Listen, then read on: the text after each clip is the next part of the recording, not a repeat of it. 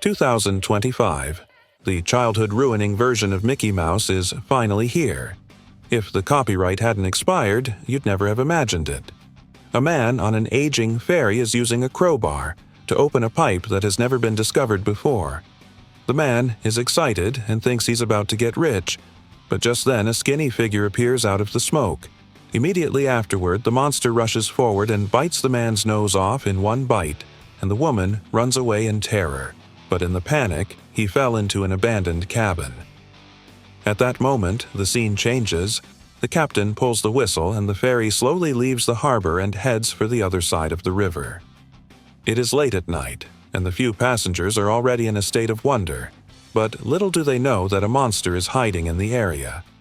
Just then, a whistle sounded in his ears. The boy got up and looked around, but found his hood somehow fell not far away, but he still had the courage to go forward. The boy thought it was his own hallucination, just about to turn around and leave. The hatch behind him suddenly opened. Curiosity drove him back. This time he was finally sure that his hood really grew feet. Selina noticed that the bathroom was being maintained, and unable to hold it in, she was ready to borrow the men's restroom, but it was already covered in water stains. At this time, the ferry's spotlights do not know who was opened. In the fog surrounding the sea is very conspicuous. Sensed that the patrolman came to the deck to look around, only to see a thin figure in front of the eyes of a flash.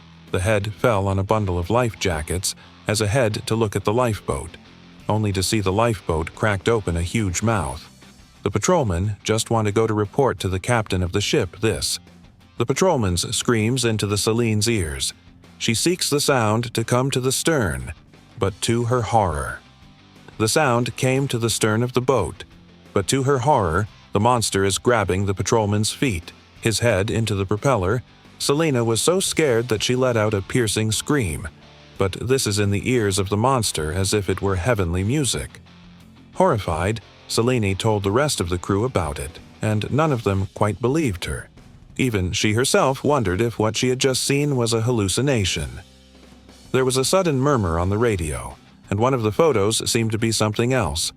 But she was just about to go up and check when a gruesome figure was reflected in the glass. And soon, along with a bottle full of ketchup, the captain's head was cut off with a wire saw, and the monster jumped on top of the captain's body and danced happily, changing the ferry's course. Soon, the rest of the crew came to the captain's cabin and looked at the gruesome scene in front of them. Right now, the radar and navigation were destroyed and the radio was not working. So Pete was told to go ahead and gather all of the passengers together, and then they would find out the real culprit behind it. Soon, everyone was gathered in a room, but strangely enough, the door was locked for some reason. Good thing the crew passion Kai Mai, under her encouragement, people finally regained their confidence, but she did not notice. Outside the door of the colleague at the moment is anxious, prompting her. Passengers swarmed, but the monster unscrewed the fire hydrant, suddenly forced back the crowd. Soon, all the passengers in the cabin are electrocuted to charcoal, and the monster seems satisfied with his masterpiece, leaving only the boy hiding in the corner with the old black man alive. Meanwhile, acting Captain Diaz was repairing the radio when a footstep suddenly came to his ear, but he didn't realize that the other party was handing over a wrench. Angrily, he was about to lose his temper when a bloody cloth bag was handed over to him, and when Diaz was confused, something inside fell out, which was actually a bloody finger. The good news was that he, who hadn't yet passed his internship, was already the captain of this ferry, and it occurred to him that there was an emergency supply box at the bottom of the cabin, which should contain a flare gun that he might be able to use to call for help. Just then, an old man suddenly climbed out, horrified that the urban legend was true, and it turned out that in his youth he had heard the story of Mighty Mouse.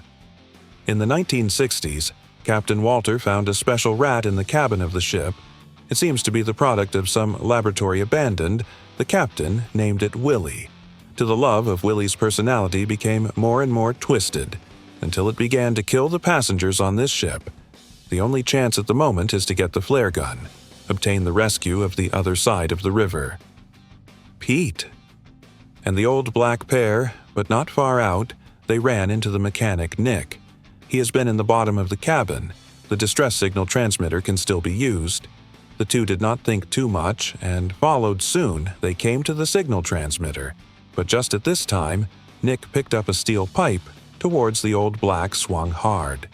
On the other hand, Selena and the lifeguard found the figure of the monster.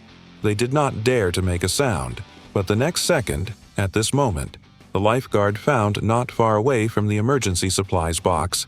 Selena turned her head in horror, was stabbed in the eyes of the monster, panicked, and fled the place. Then Selena opened the box but found that it was empty, and the two of them had to go to look for Pete and meet with each other. Meanwhile, Nick holds up the crate in his hands, and it turns out that the flare was taken from him a long time ago, while he prepares to kill everyone and return the ship to the monster. At the critical moment, Pete points behind him, and it turns out to be the wounded monster who has also arrived, only to see him pull out the screwdriver stuck in his eye, and furious, he doesn't even let go of Nick, pinning him down for dead.